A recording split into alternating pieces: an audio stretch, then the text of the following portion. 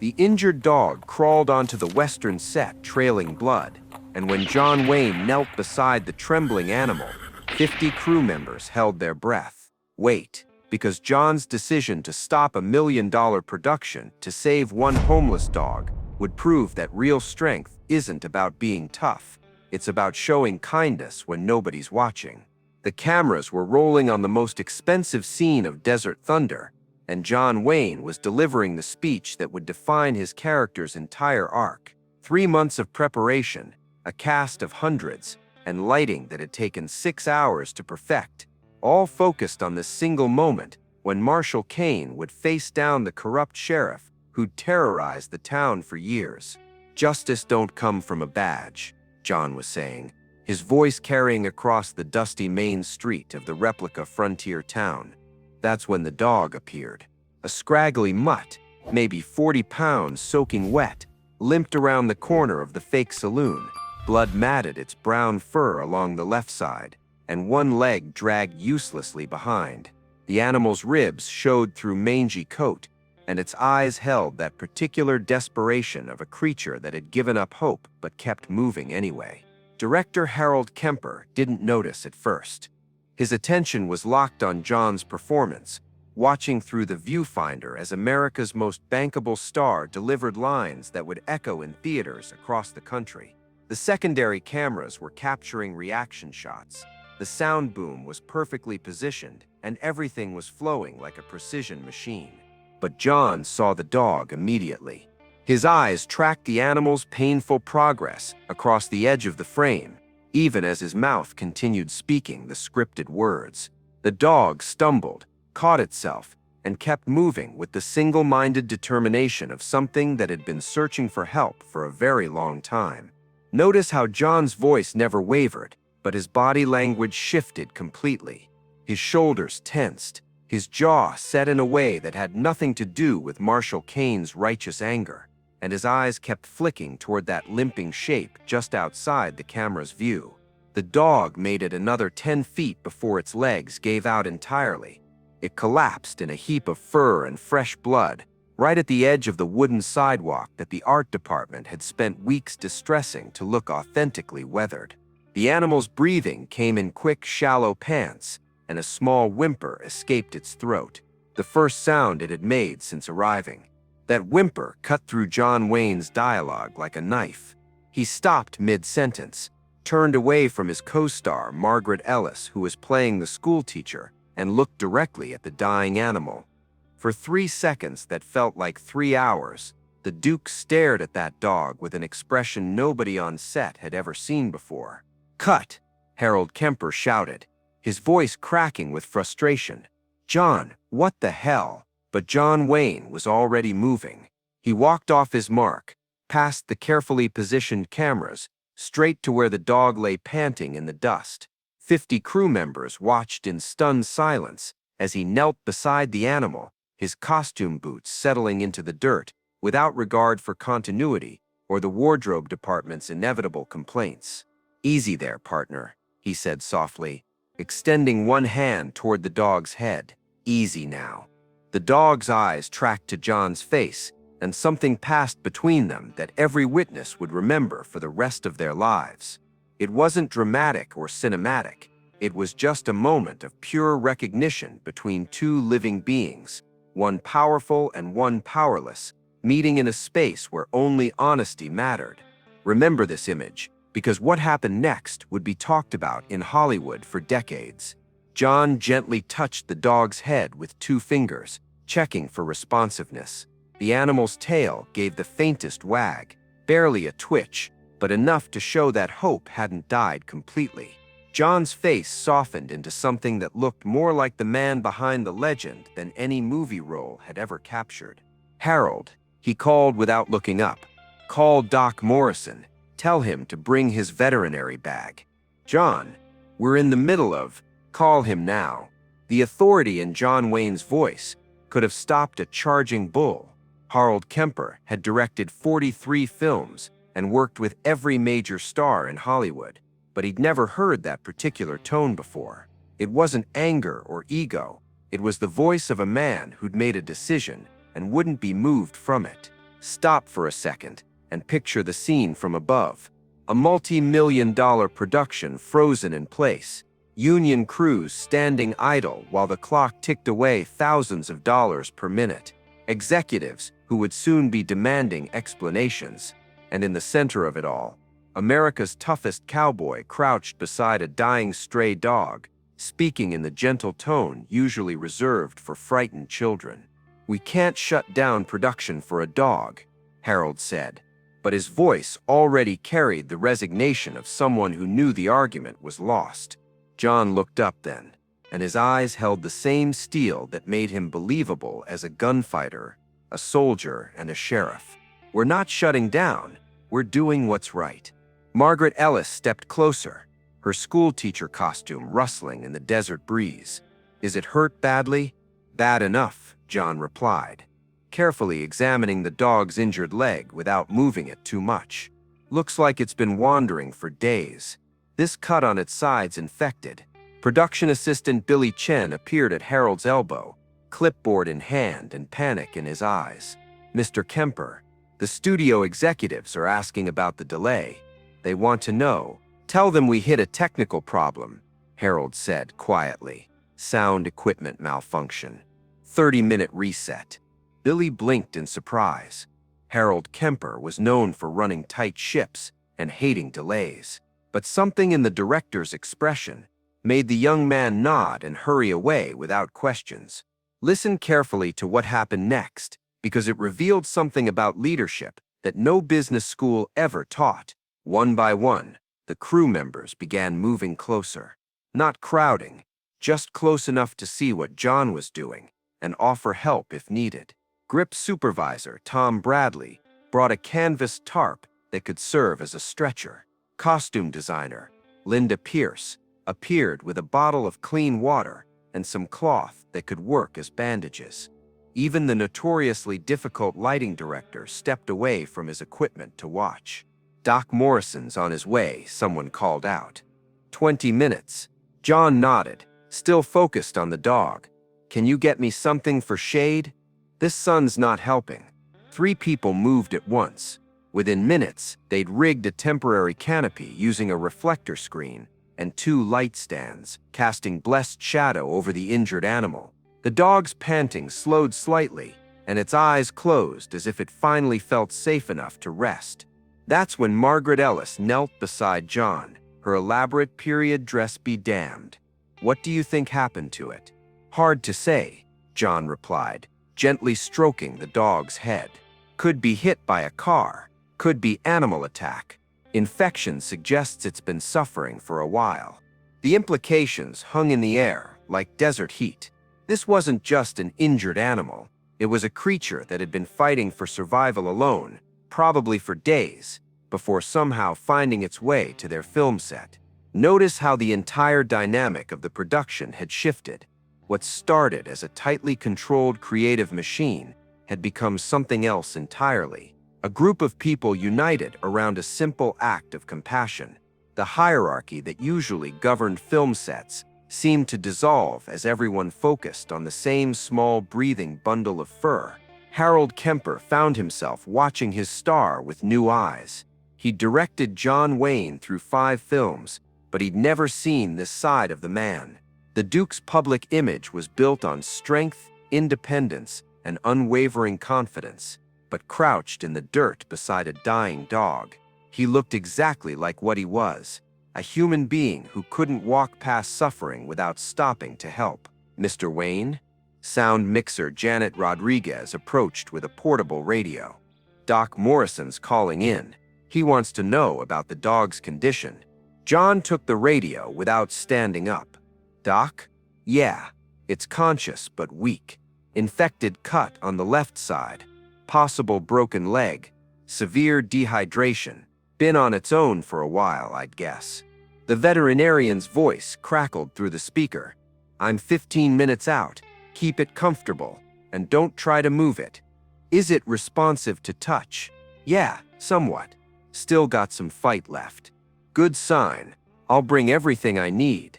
As John handed back the radio, he noticed that the entire cast had gathered around, supporting actors, extras.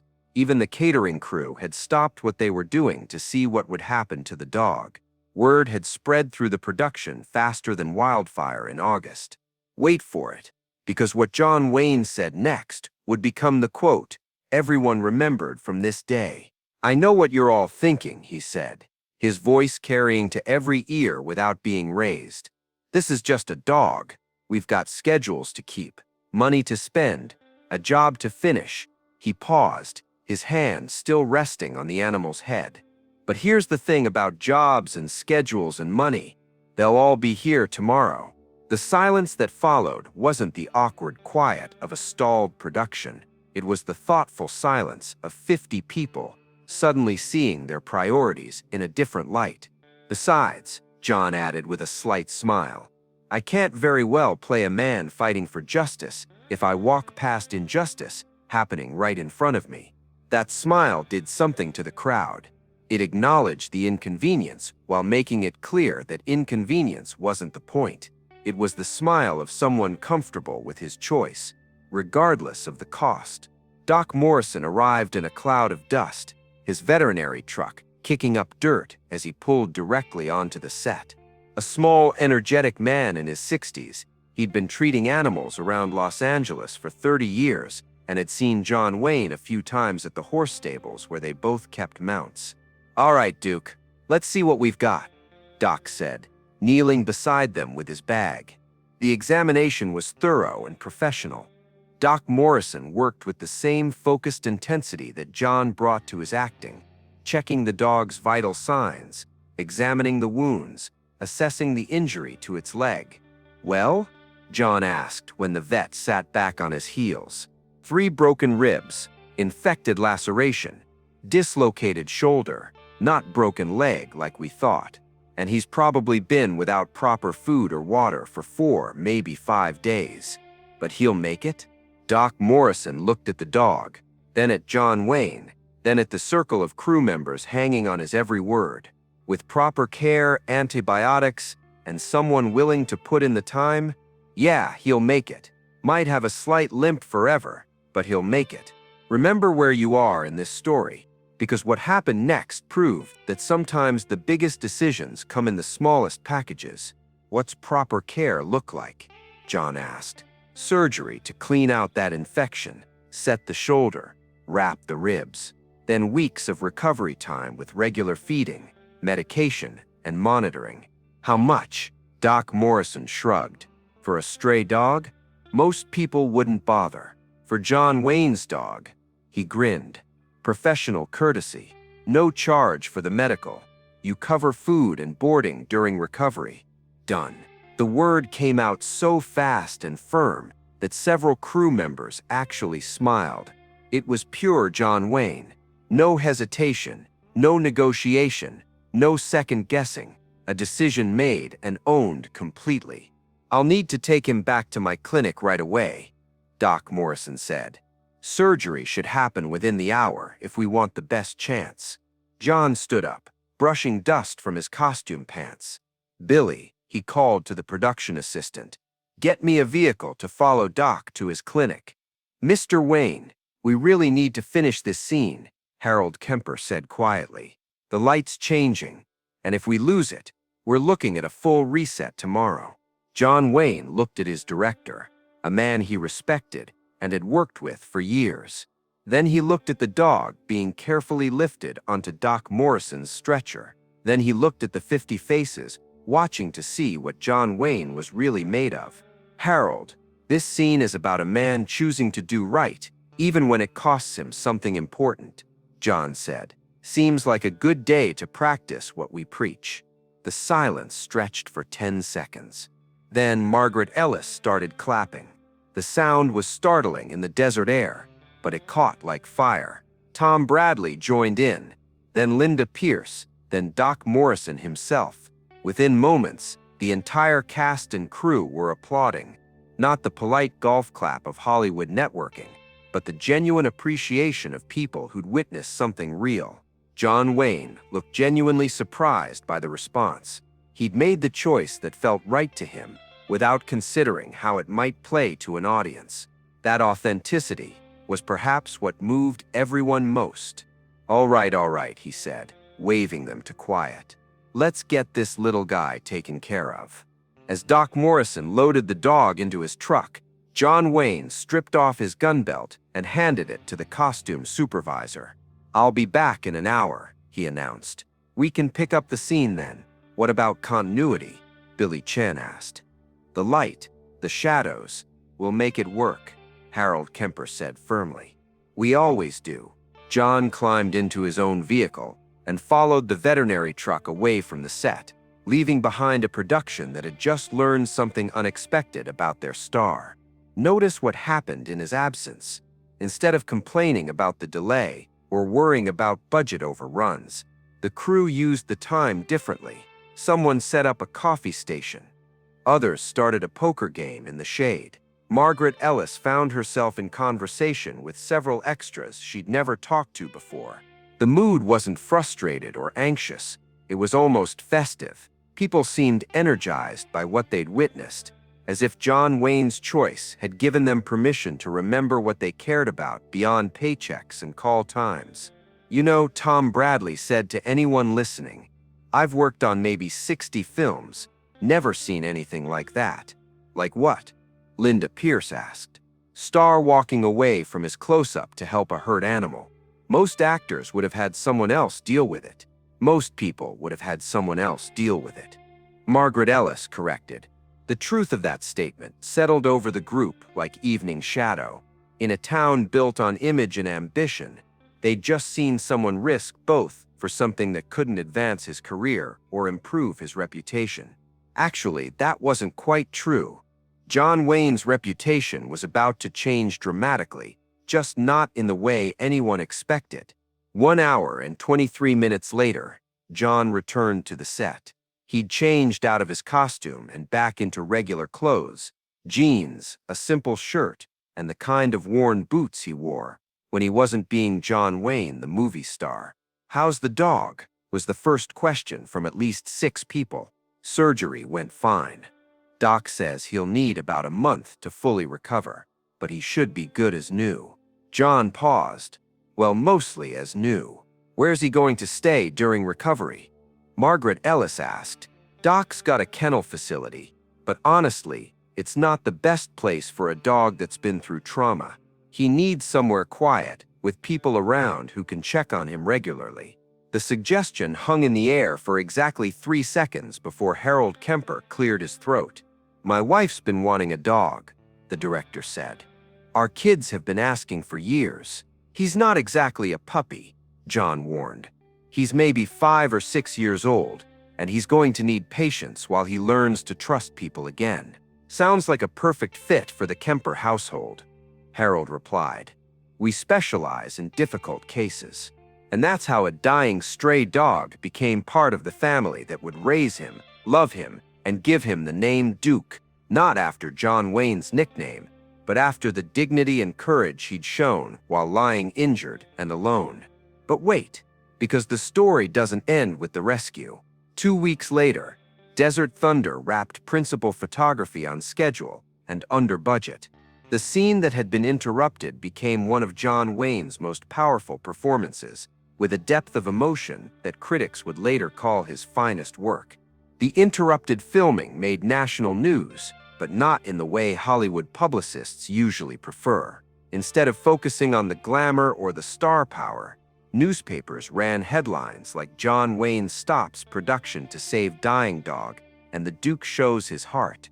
Listen to what happened when those stories hit the newsstands. Fan mail to John Wayne increased by 400% overnight. But these weren't the usual requests for autographs or publicity photos. These were letters from people sharing their own stories about choosing compassion over convenience, about helping animals, about standing up for creatures that couldn't defend themselves. A letter from a school teacher in Ohio. You showed my students that being strong means being kind. A note from a veteran in Texas. Served with you in the Pacific. Always knew you were a good man, but now I know why. A card from a little girl in Vermont. I saved a hurt bird yesterday because I saw what you did for the dog. Thank you for teaching me to be brave. The studio executives who had worried about budget overruns found themselves dealing with something unprecedented. Desert Thunder became John Wayne's highest-grossing film that year, driven partly by audiences who'd heard about the man behind the character. Remember this moment, because it illustrates something important about influence and legacy. John Wayne never intended his choice to become a public relations opportunity. He'd simply seen a creature in pain and responded the way his conscience demanded. But that authenticity, that absence of calculation, was precisely what made the story resonate. The dog named Duke recovered completely, developing into a loyal, gentle companion for the Kemper family. Harold's children grew up with stories about the day their father's friends stopped making a movie to save their dog's life. Those children would grow up to tell their own children about kindness and courage. 5 years later, when John Wayne was honored with a Lifetime Achievement Award at the Golden Globes, he used his acceptance speech to talk about the nature of heroism. People think being a hero means drawing fast and shooting straight, he said to the gathered crowd of Hollywood's biggest names. But I've learned that real heroism is much simpler than that. It's seeing something that needs fixing and fixing it, regardless of what it costs you. He paused, looking out at the audience. Sometimes that means facing down a gunfighter. Sometimes it means stopping everything to help a hurt animal. The size of the gesture doesn't matter.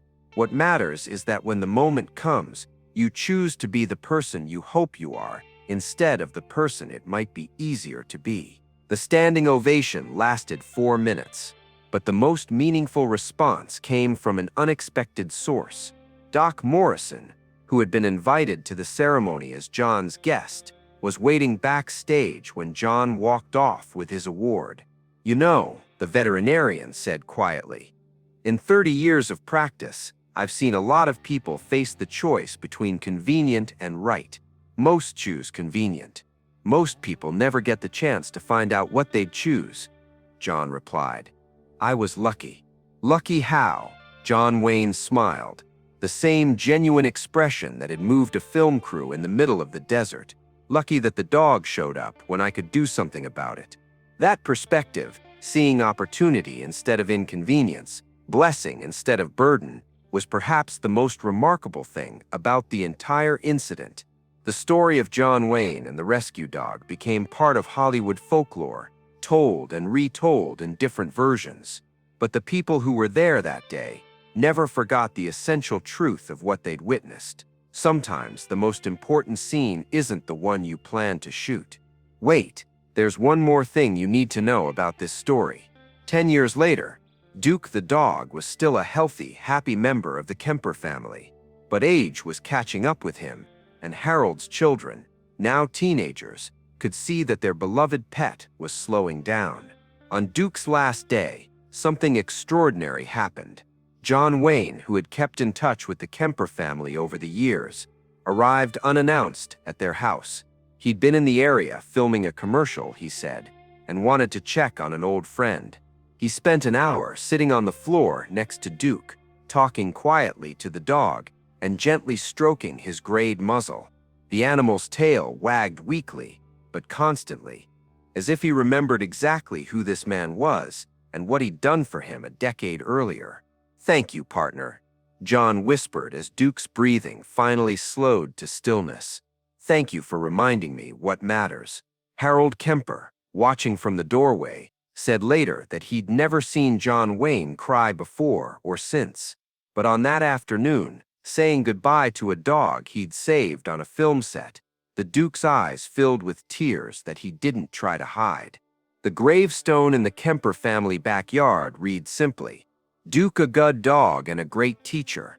But the real monument to that day isn't carved in stone.